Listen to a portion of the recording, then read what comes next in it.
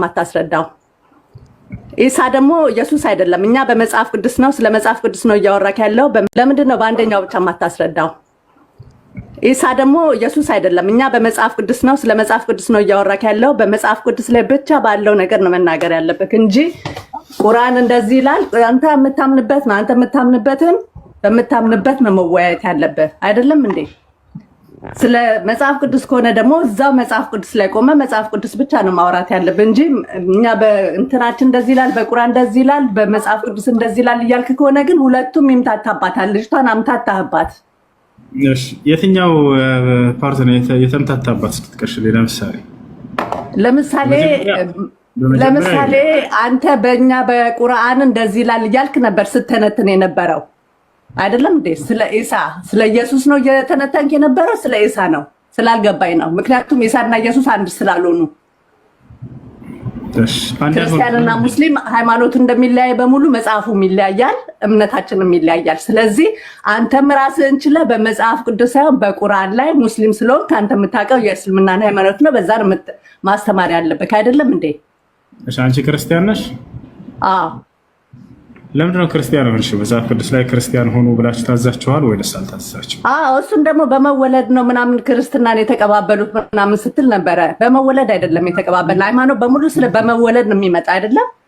ይኸው ረጋ ባይ አንድ ከይቅርታ ጋር መጽሐፍ ቅዱስ ላይ አምላክ ወይንም ነቢያቶች ክርስቲያን ሆኑ ብለው አዘዋችኋል ወይስ አላዘዟችሁም? ለምን ያዘኛል? ማንኛውም ዓለም ላይ ያለው መጽሐፍ በሙሉ አነባለሁኝ እመረምራለሁኝ። ምክንያቱም ፈጣሪ አለ ብዬ ስለማምን ሁሉም ሰው ፈጣሪ እንዳለ ስለሚያምን ነው አምላክ አለ ብሎ የሚያምነው። ስለዚህ መረመርኩኝ፣ እስልምና መረመርኩ፣ ክርስትናን፣ ጆባዊ፣ ቡዳ ሃይማኖቶችን በሙሉ መረመርኩኝ። የሚያዋጣኝን ይዣለሁኝ እኮ። የሚያዋጣሽን በማስረጃ ነው ያልሽው አይደለ? ስለዚህ መጽሐፍ ቅዱስ ላይ እግዚአብሔር ወይ በማስረጃ ሳይሆን በገባኝ መጠን አንተ ሃይማኖትን በገባክ ነው የምትወስደው። በገባክ እንደተረዳኸው አይደለም። ማን ነው የምታመልከው? እኔ የማመልከው አምላኬን ኢየሱስ ክርስቶስን። ኢየሱስ ክርስቶስ ብለሽ ነው የምታመልኪው?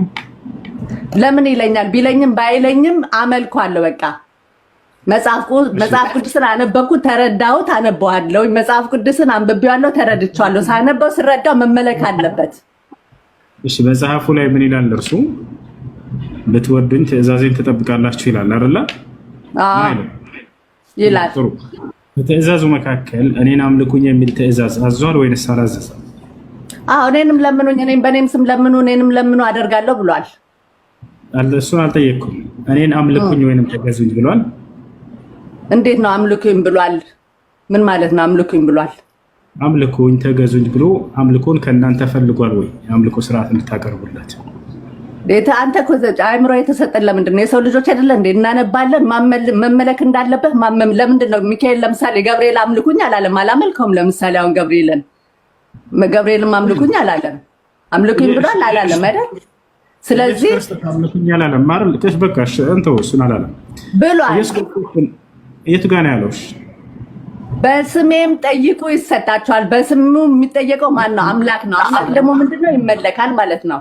ኢየሱስ ክርስቶስ ከራሱ ማድረግ አይችልም። ኢየሱስ ክርስቶስ ታውጣው ኡስታዝ በስሜ ጠይቁኝ ወይም ደግሞ ለምኑኝ ያለበትን ጥቅስ ታውጣውና በትልቁ አረጋጋትና ታውጣው። ማታውቀው ከሆነ ና እኔ ወስድክና ከሚሉ ጋር የሚወያዩ ጋር እንደዛ የለም ነው እኮ እኛ ያልነው። ምንድነው የለም ነው ያልነው። እሺ በስሜ ጠይቁ የሚል የለም። ቆይ አንዴ በደንብ እንሰማማ። በስሜ ጠይቁ የሚል የለም መጽሐፍ ቅዱስ ውስጥ። ያልሽው አንቺ በስሜ ለምኑኝ ወይም ደግሞ ጠይቁኝ ብለዋል ነው ያልሽው። እና ያለበት ጥቅስ ካለስ? የለም። እንደዛ የሚል ነገር የለም። ካለ ታመጫለሽ፣ ንገሪን። እርግጠኛ ነህ የለም? የለም ካለ አምጪ ያልኩሽ እኮ አይደለም። አንቺ አስተማሪዎችሽን ማምጣት ትችያለሽ። እኛ ዝግጁ ነን እዚህ ለማዳመጥም። እሺ ምን ይላል መሰለህ? በምታደርጉትን በሙሉ በስሜ አድርጉ። ስለዚህ ነው እኛ ዛሬ በኢየሱስ ክርስቶስ ስም የምናደርገው ሁሉ ነገር። የምታደርጉት ሁሉ በስሜ አድርጉ የሚለው ነገር የቱ ጋር ነው ያለው? እንደዛም የሚል የለም እያልክ ነው ወንድሜ? እንደዛ አይደለም። ጥቅሱ በትክክል ስለማትይው ነው የምታስተምሩት። ይሄንን እንኳን ውስጡ እንዳለ ሳታውቁ። እሺ አንቺ ካወቅሽ ጥቅሱን ንገሪኝ እኮ አልኩሽ።